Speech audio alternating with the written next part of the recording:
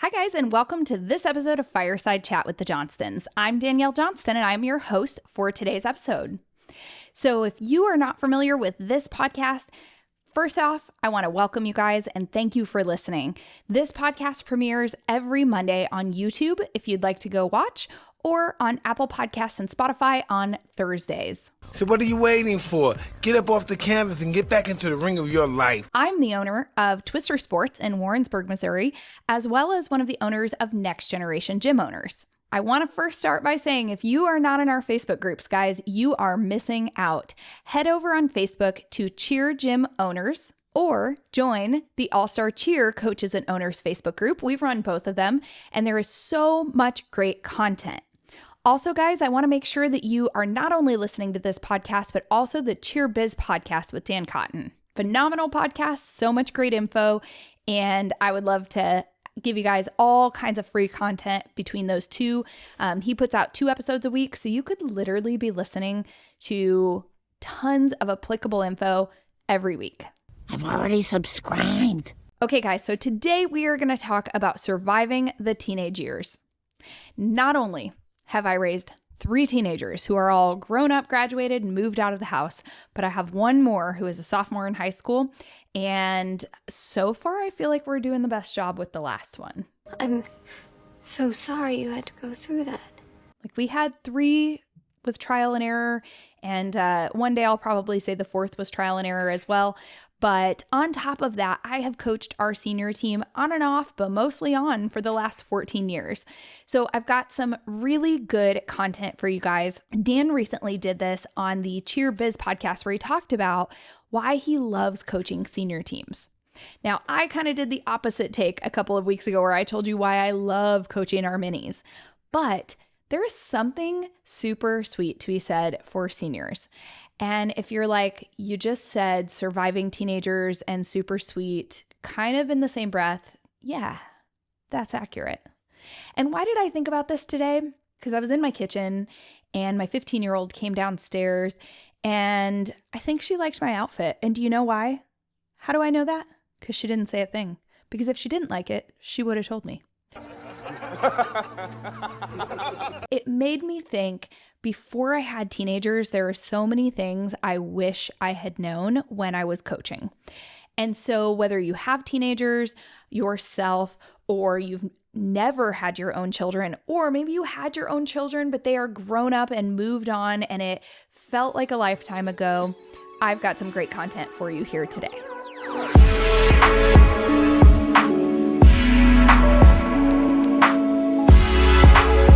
Okay, guys, so let's get into those teenage years. Here's the thing about teenagers. They're not quite adults, but sometimes you'll kind of feel like they are. And so I think in my coaching years, for a long time, I was thinking, these are adults. Why do they not totally understand what I'm saying here? Or why are they so emotional? Or why do they say one thing one minute and then reverse it and say something else the next, right?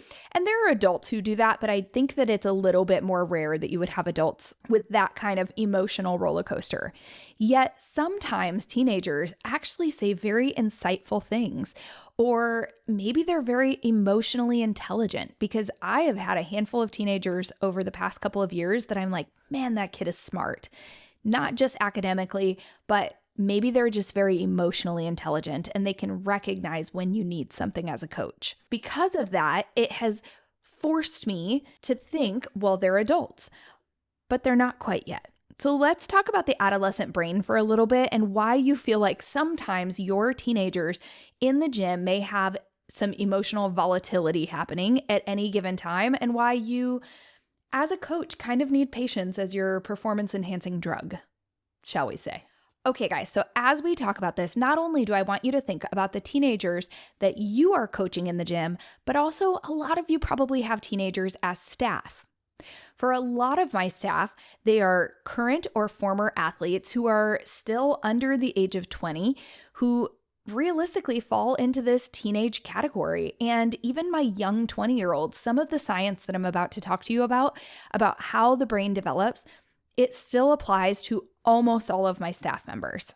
And so as we talk about that, don't just think about the kids that you coach, but keep in mind that so much of this is going to apply to those that you employ, most likely as well. So let's talk a little bit about the adolescent brain. I am not a scientist, I am not a doctor, but I have done a ton of study on this. On top of that, I am a college student, if I haven't told you. I'm actually a nerd. I love school. I would go back to school and just study for fun if I could. I look forward to doing my homework every week, but I understand that I've probably just lost a whole bunch of you who think I'm super crazy now. We have a child care license at my gym, and we do before and after school care, and we also do summer camp. Well, my child care director is 72 years old, and that sweet lady might one day want to retire, and I'm just a few college credits shy of being able to take over the director position. You do have to have a certain number of college credits in early childhood development or in education. And though I decided for one semester I was going to become a teacher, I never quite got enough of those credits to actually have enough to now become the child care director. And my degree is actually in something totally different that I get like pretty much no credit for. So I'm in a college class right now, and we're talking in this class about parent and child interaction. In fact, if I haven't said it in this podcast, it's actually kind of hilarious because it also goes into the teacher interaction side of things. And so I've told my teacher, hey, I'm going to approach this if you're okay with it. I'm going to approach every assignment I do as a coach or a child care director because I will never become a teacher. So everything that I create here, from here on out would be super valuable to use it for my gym. And she was great. I think it's actually probably kind of refreshing to have a different perspective on things. And so we're studying the different ways that children, the science behind things. And one of the questions on our discussion board was, 1 to 5, 1 being you feel really uncomfortable having conversations with parents, and 5 being you're super comfortable and you think you will be very comfortable one day having conversations with parents. Like, where do you feel that you can rank yourself? And I was like, this question is easy.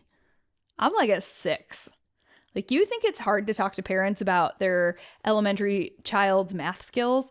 Like, try talking to a parent about a highly competitive sport that you travel and you pay, for some people, a mortgage payment every month, and then put in there the whole fact that they're paying you to do it. You seem to get very heightened emotions from both parents and children at that point. So anyway, it was an interesting and unique perspective, I think, because when you're looking at it in the setting they were looking for, a teacher would typically have an administrator who would take control of volatile situations or highly controversial situations. Whereas in this situation, I was like, I feel really good about that. Okay. So within this class, we've done a lot of study about the adolescent brain. Let's get into it. First off, let's talk about their prefrontal cortex for our teenagers. This is your ventromedial prefrontal cortex. It's not quite accepting calls yet, right? That thing is in sleep mode for a little while. This is the part of the brain that is responsible for planning, decision-making, impulse control, and self-awareness. And the prefrontal cortex doesn't actually get fully developed until you're around your mid-20s. I would venture to say for some people, myself included, it probably did not get developed until even later in life for some reason or another. So teenagers are often, because of this, literally this scientific thing, like this part of your brain that just hasn't developed yet, they may not know the right thing to do, or they may know the right thing to do and still not do it because they're operating out of emotion and a lack of self-awareness or a lack of acceptable decision-making. Even when they know there are things that need to be done, they may choose to do something else because that part of their brain that has that rationality is just not developed yet. Number 2, the amygdala. This is the part of the brain right now that's running the show. Well, what is it? This is the brain's fear and emotion center. And guys, it is in overdrive through the teenage years. I will be honest, I don't know the science. Maybe it's because the prefrontal cortex isn't developed yet. And so we're utilizing the only parts of the brain that we actually have at this moment. I'm not sure what it is. But when you have a teenager who is basically throwing a very clear but teenage version of a temper tantrum because they're in the back for jumps and they know that they have amazing jumps, or they got pulled out of a tumbling pass, or, their stunt is going to come down because a teammate quit. And now they're throwing this internal teenage temper tantrum and you can see it all over their faces. Honestly, it's not necessarily because they're just trying to be dramatic. It's literally biology. They are unable to put rationality into certain things, and that level of emotion is in overdrive. So I notice this a lot when I am viewing, like a couple weeks ago, I was at high school cheer. They did a media day for the varsity cheerleaders. And I was sitting and, the team just shifted. Like we have new teammates who had come from JV. So it's a different dynamic than it was last year. And I'm watching these little cliques kind of starting to form. I'm up in the stands at the football stadium and they're out on the field. And I've coached. Out of, I think, the 16 kids, I've coached 14 of them. So I know them pretty well. And even those I haven't coached, my daughter who graduated last year did cheer, and my daughter who is currently going into her sophomore year did cheer. And so I know every kid on that team. And so I'm watching the different dynamics of things, and I'm seeing how some kids are sort of segregating themselves and others are really involved in kind of trying to be involved in these cliques. You've got some incoming freshmen who are very excited about hanging out with juniors and seniors. And as I'm watching these things, it just made me realize that on your teams, when you get that kind of drama, like this person said this, and now this person said this, and now these two people aren't even friends anymore, a lot of times it's the emotional drive from teenagers, and it is truly coming from their brains and their inability to slow down and create ration, to rationalize things in their brains. So they're not just being extra, they're being neurotypical teenagers. Number 3, let's talk about dopamine. Whoop.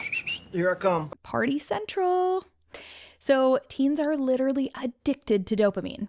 Have you seen, I think it was Social Network, where they talk about scrolling, and as you see that you had a certain amount of likes, it gives that dopamine boost. And as you see that somebody you really admire commented on it, it gives you that dopamine boost. Well, it's a reward chemical. So dopamine is something that's going to make you feel happy and secure. And for teens who are seeking thrill out of life, they're adventurous and they're just looking for what's the next big exciting thing, it's giving that dopamine boost. And so a lot of times, because they can't rationalize things, they're looking at something and looking for what's going to give that big dopamine boost. So maybe they're going to post something really stupid on social media. I'm sorry, I'm saying that as an adult, something stupid. Millennials. Because they think it's going to give the amount of likes or the amount of views or whatever it is that they post some stupid reel because it's going to get, 1 million views is their thought. It's going to give that dopamine, that hit that they're kind of looking for here. And ultimately, they're operating out of emotion, and they're operating because that level of decision making in that prefrontal cortex just hasn't developed yet. Well, he's still just a kid, So as they're doing that, we have to remember that good coaching actually utilizes the dopamine hits, right? We're looking to take the things that are already chemically happening in their brain and use it to our advantage. So as we're coaching, that's why with teenagers, little things like building blocks every time your stunt hits, or putting a bead in the jar every time your stunt hits, or something like that, works for them. Because even though it's a game that in my early years of coaching teens, I was like, you guys don't care about this stuff. This is stuff that we do with the little kids. But they do as teenagers because it's still giving that dopamine hit. It's giving that equivalence of a like or a comment, on, I almost said Facebook. That would really date me, huh?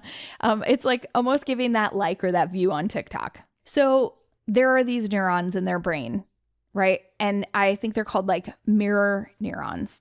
And they're basically looking for that social awareness and what they perceive from their peers. And so a lot of times at this age, they care more about what their teammates may say than what their coaches or their parents may say. So this can make it actually really challenging, because if you have a teammate who's like, wow, your jumps are amazing, And the coach is like, okay, well, yes, they're really high, but we need to watch our landings. We're not landing with our feet together. We aren't pointing our toes. We're not doing this or that. A lot of times a teammate is actually going to pick somebody else's opinion rather than the coach because they're mirroring in their brains what that peer just said. I can give you a great example of this, actually. So we had an athlete who came from another gym last year, and when she first tried out at our gym, incredible jumps. For whatever reason, I think maybe height, she grew a couple inches last year. The height or something, conditioning was different, whatever it was, her jumps actually declined last year, which I hate to say that because she was at our gym for the year, and our kids usually have really, really good jumps, but for whatever reason, her jumps actually kind of moved backwards. And by the end of the year, I had kind of said to the other coach, I'm like, if we weren't one competition out from the end, I would probably swap somebody else into jumps at this point. And no matter how much extra work we did and stuff like that, they just had really taken a sharp decline. And things that had been really good at the beginning were kind of suffering now. As far as body control and landing, she was having one foot land and then the other. She had the height, but not the pointed toes. Even the height itself was kind of lacking. One side was higher than the other when it came to toe touches. But because those kids, they heard all of our corrections, but because at the beginning of the season, they saw those jumps, they were hyper aware and they believed full force that she was the best jumper on the team. Throughout the year, despite the fact that we had been giving more and more corrections on those jumps, when it came down to February or March, when we're starting to do our votes and we allow the kids to do a vote for banquet, they vote which of their teammates is the best tumbler, the best jumper, the best stunter, stuff like that. This girl unanimously was voted best jumper. And it was actually kind of surprising to my co-coach and I, because we had said that is not what we probably would have picked. We probably would have picked somebody else on the team. And though this girl has good jumps, they actually, I would have said they were not the best jumps on the team at this point in the season. However, peer to peer, that's what those kids believed. And so I found that really interesting. And it was a very clear example of how their brains right now are fully in a position to accept that peer, I don't want to say peer pressure, but peer review being that much more important than the coach's review. So there's a couple of ways that you can actually use this to your advantage as a coach. And I tend to do this a lot with my youth and junior teams, but it's something that I definitely would like to see our senior teams do a little more too. We have some peer modeling. So, those athletes who are demonstrating great character skills and stuff like that are always the ones who are leading the team. There are times that I'll say, hey, Ellie, your team is struggling right now. Can you take them over by the cubby room, do a huddle, get them pumped back up? Okay, bring it in, team huddle. Because that peer-to-peer interaction is going to often be more accepted by those athletes at that stage than a coach pep talk. Other things like establishing some leadership roles within the team, allowing them to have some autonomy. This was something Dan said in his podcast in Coaching Seniors that I really connected well with, because I do think senior aged athletes and even junior age athletes who are teenagers need that level of autonomy where they believe that they have some level of control. Well, in the peer realm, having some level of control means that now you have a group of people who are often going to make the same decision because they're following their peers. And so being able to give them a little bit of autonomy, or give the autonomy to those who will make the right decisions on behalf of the team, can be very valuable. So there have been times before that I've gone to one of their team captains and said, hey, Cassidy, or hey, Ellie, I'm thinking about doing this. I want to start with this. What do you think? Do you think the team will respond well to that? And then if at any point the team is not responding well to it, that kid who is pretty influential on the team can go get their peers back on board. I saw that come into full force also later in the season when we were starting to look forth into the current season. And Ellie came to me and said, hey, I think we need to be doing more conditioning. We realize that the 2 days of practice a week are just not enough, but let's get a good conditioning going so that when we move into the fall, we can then increase it at home or outside of practice. So I thought that was really good because then she felt that same level of leadership that she could then bring what the kids were feeling back to us as the coaches. Kind of a democracy, huh? Right. So the silver lining to all of this, guys, is that though they may not be good at ration and decision making, they may be hyper aware of their peers, they may be very addicted to those little dopamine hits, and they're incredibly emotional. It's the way their brains are developed. However, they're still adaptable. They're still moldable. You can still take the why from something and adapt and sell them on why it's so valuable. Why do we have to do conditioning outside of practice? Because we only practice 2 days a week and your body needs the conditioning because of X, Y, Z. And then we go into the science behind it. Teenagers do well with fact. When they understand that something is a certain way because that is the fact, you can sell them more easily on why you need them to do it that way. Habits, emotional resilience, self-awareness and self-concept, like they're still being formed. And you as the coach have such a valuable opportunity to help instill those things in your athlete and to be a really pivotal person in the athlete's life.